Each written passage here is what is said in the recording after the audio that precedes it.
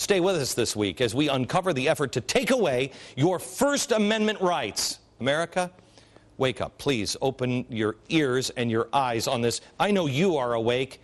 Just wake your neighbors. We'll show you the people involved and the underhanded ways they are trying to pull it off.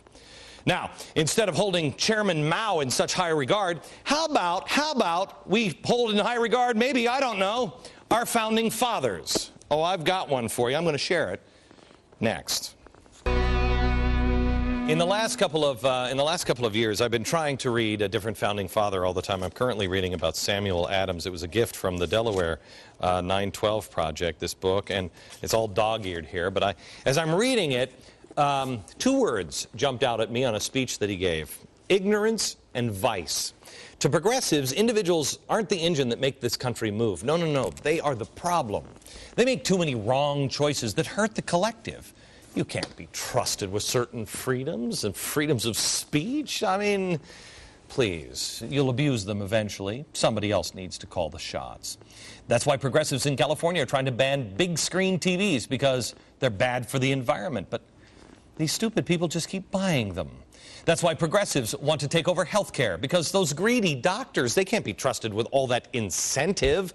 They'll immediately start ripping the kids' tonsils out and cutting off feet for profit. Progressives have been fighting for decades to achieve the power to decide for you and erase the republic, and now they just want to call it a democracy.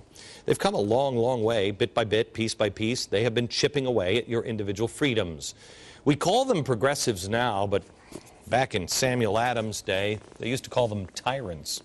A little later, I think they were also called slave owners, people that encourage you to become more dependent on them. And it's working. I mean, when you were growing up, would you ever remember seeing your town, people flocking to government offices over rumors of stimulus checks being handed out? Did you? Well, that's exactly what happened in Detroit. All the lines. Yeah, those lines, that's rumors of free money, Obama cash.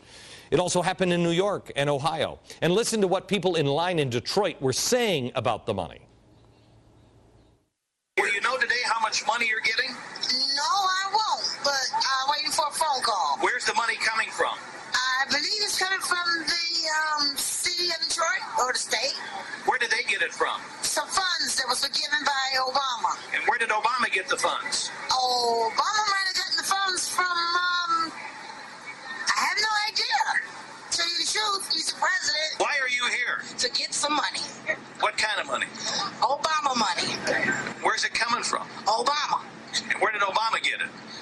I don't know, his stash. I don't know. I don't know where he got it from. But he's giving it to us to help us.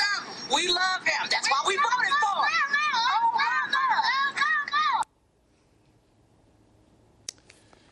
And I'm a danger to the republic. Nothing better than free government money that we don't know where it came from.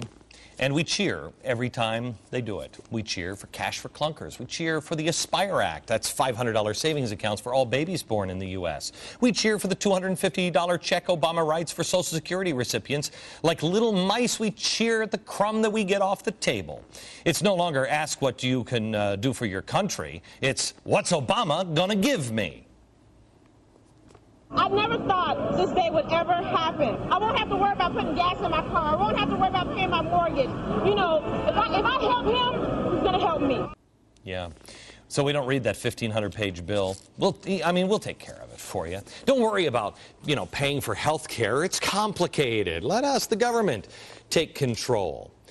Let me give you a quote from Samuel Adams. It was from 1772, October. He said, It is high time for the people of this country explicitly to declare whether they will be freemen or slaves.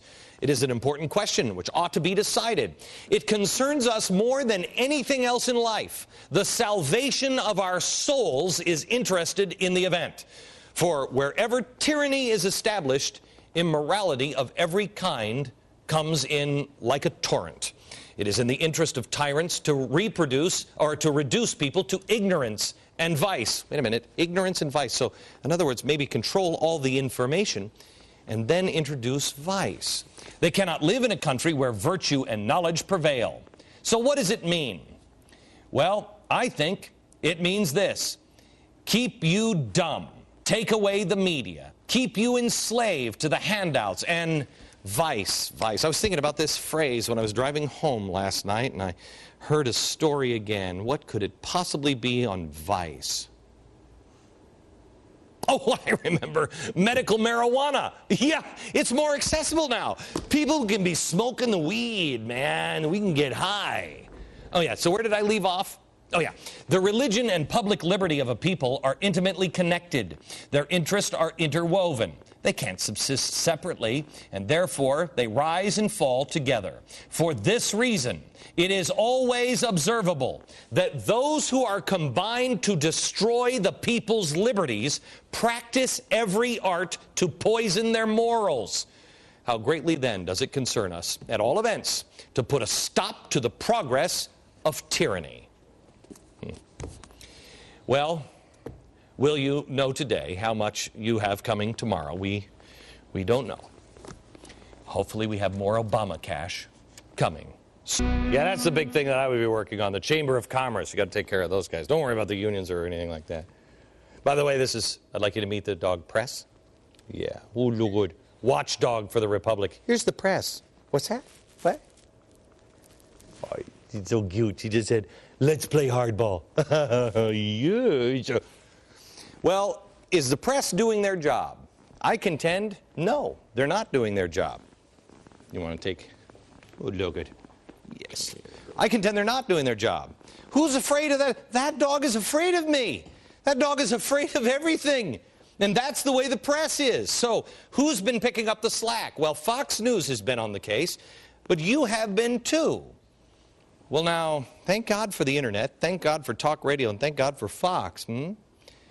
Well, things may change. On Thursday, the Federal Communications Commission is planning to vote on net neutrality. Net neutrality? I mean, that sounds good, huh? Another wonderfully politically correct sounding name. It is also something that most people don't know anything about, and it could wildly affect your life and free speech. Phil Kerpen, Policy Director for Americans for Prosperity and the Chairman of the Internet Freedom Coalition, is here to explain a little bit about the policy that President Obama says he will take a back seat to no one on. Wow. So he believes in this. He is a big proponent of this. He was out on the campaign trail.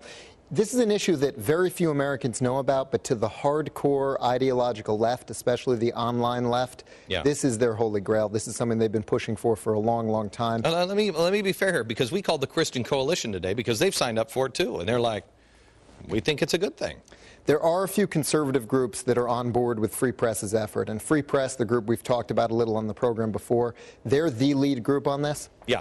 And they've signed up a few of these conservative groups by telling them this scare story that if we don't get government to step in and regulate, the big bad phone and cable companies will block Christian sites because they don't like what you have to say, and so on and so forth. The Christian Coalition actually told us today that they thought the government would be a better watchdog than the free market system for Christians. Have you met some of these people here? Maybe it's just me.